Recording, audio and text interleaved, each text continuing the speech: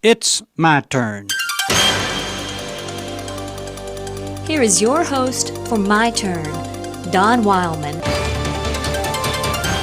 Out of the papers came the story of Salty. Salty is a 21-month-old mongrel. Not an average dog, mind you, but a determined dog nevertheless. Salty belonged to Mrs. Margie LaBeouf of Detroit and was her pet. She kept Salty for some time and then gave her to some friends in the suburbs because she said, "My place is so small, I thought it wasn't fair to keep her here." Well, the new owners kept Salty until she gave birth to a litter of puppies, and then they gave Salty to a family in Sheboygan, 272 miles northwest of Detroit. Mrs. LaBeouf gave Salty away in August, and Salty stayed with the second set of new owners until around the middle of December. Then Salty suddenly disappeared. For the next 2 weeks, Salty traveled over 272 miles of woods, fields, streams, roads, and towns, from a place where she'd never been before. And although Salty perhaps didn't know where she started from, she did know where she wanted to go, home, back to Detroit and to Mrs. Margie LaBeouf. On New Year's Day, Mrs. LaBeouf went downstairs to take out the trash, and there stood Salty. "She knocked me down and started licking my face and kissing me," says Miss LaBeouf. "She was wet and tired and so dirty that it was difficult to tell what color she was. Her paws were bleeding and she was starving." But with tail wagging, Salty was home. Home at last. The journey was over.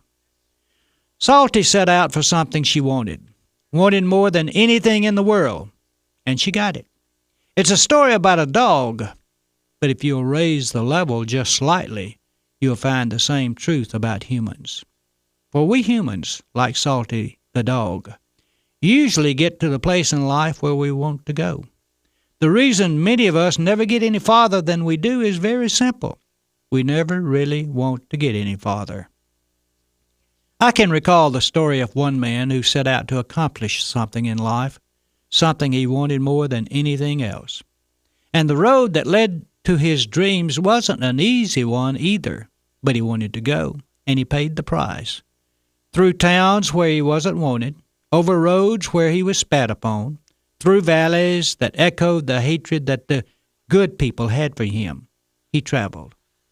When he finally arrived at the place, accomplished that which he wanted to accomplish, he was bloody and bruised and weak from a merciless beating, but he was not beaten.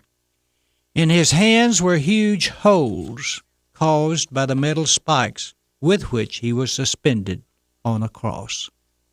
And as if this was not enough, someone slashed a hole in his side to see more blood flow. While Salty came home dirty, tired, bloody, and shaggy, she got what she wanted, to see her master again. And the Galilean accomplished his goal, too, to make it possible for us to see our master. And because of his journey, for many of us, the journey is over. This has been My Turn with Don Wildman, a production of the American Family Association.